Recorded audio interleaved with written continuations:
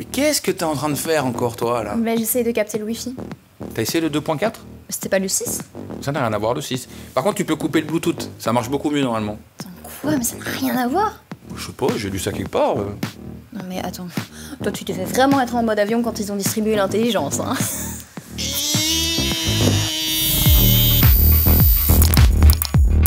Bienvenue dans Hack de Techlab, votre rendez-vous pour avoir encore plus d'astuces pour utiliser au mieux le digital dans votre quotidien. Alors on a tous eu ce moment où on est à la maison et on capte mieux avec la 4G que le Wi-Fi. Du coup aujourd'hui on vous propose 6 astuces pour avoir une meilleure connexion internet. C'est parti! Première astuce, si elle est disponible, optez pour la fibre. Ça, on l'avait pas du tout vu venir, quoi. Oui, donc voilà, donc si la fibre arrive juste dans votre rue et après relie avec un vieux câble jusqu'à chez vous, bon, c'est pas très optimal. Rassurez-vous, chez Proximus, la fibre est amenée directement jusqu'à la maison et ça, c'est vraiment très pratique. D'ailleurs, si vous voulez en savoir plus, Proximus propose plusieurs vidéos sur sa chaîne concernant la fibre et ça se passe par ici. Deuxième astuce, optez pour le Wi-Fi de la plus haute génération. Actuellement en Belgique, c'est la 6e génération qui est disponible et elle est jusqu'à 40% plus rapide que la 5e génération. Si vous avez encore un petit doute et que vous pensez encore être sur la 5, n'hésitez pas à contacter votre opérateur afin de demander de passer à la 6e vitesse tout simplement. Troisième astuce, lors de l'installation, n'hésitez pas à placer votre routeur à un endroit central de votre habitation afin que le Wi-Fi soit réparti de façon égale, quoi. Donc commencez pas à mettre votre routeur dans le sous-sol, dans la cave, dans le frigo. Ça ne marchera pas. Non. Ça ne marchera pas. Par contre, si vous devez utiliser des prises qui sont déjà existantes dans l'habitation que vous occupez, n'hésitez pas à utiliser des petites rallonges qui vous permettront d'avoir la meilleure connexion possible chez vous. Histoire comique, Clara. Dans mon lit, par exemple, à gauche, je capte pas le Wi-Fi, à droite, je capte le Wi-Fi. Je capte pas, je capte. Quand vous ne captez pas le Wi-Fi, c'est la 4e astuce. Vous avez 2 options qui se présentent à vous.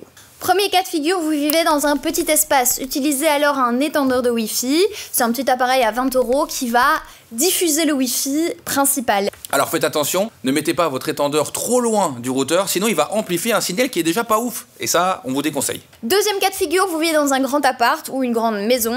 Optez plutôt pour le système mesh. Le système mesh, il vous permet de créer un réseau indépendant chez vous. L'idée, c'est d'avoir un nœud mère que vous allez connecter par câble directement à votre modem. Et ce nœud mère sera connecté à différents nœuds enfants que vous allez pouvoir placer dans les différentes pièces de votre habitation, histoire d'avoir la meilleure connexion possible.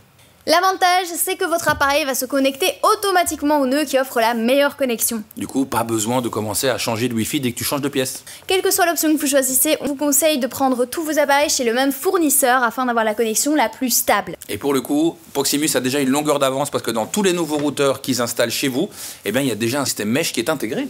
D'ailleurs, chez moi, j'ai 2 Wi-Fi 5.0 et 2.4 et j'ai jamais capté la différence. En vrai, c'est pas super compliqué, c'est simplement la fréquence via laquelle ton Wi-Fi émet son signal. Le principe de base qu'il faut retenir, c'est que la fréquence, elle va influer sur la vitesse de votre connexion à la maison. Avec le Wi-Fi 2.4, par exemple, vous allez avoir une fréquence plus basse, donc une vitesse moins élevée, mais par contre, votre portée va être beaucoup plus grande. Au niveau de la connexion du Wi-Fi 5.0, vous allez avoir une fréquence plus élevée, donc une connexion plus rapide, mais par contre, la portée sera un peu moins importante. Donc concrètement, si je suis à la maison et que je suis proche de mon routeur dans la même pièce et que je veux une bonne connexion, je vais prendre le Wi-Fi 5.0. Par contre, si je suis plus loin du routeur, je vais opter pour le 2.4.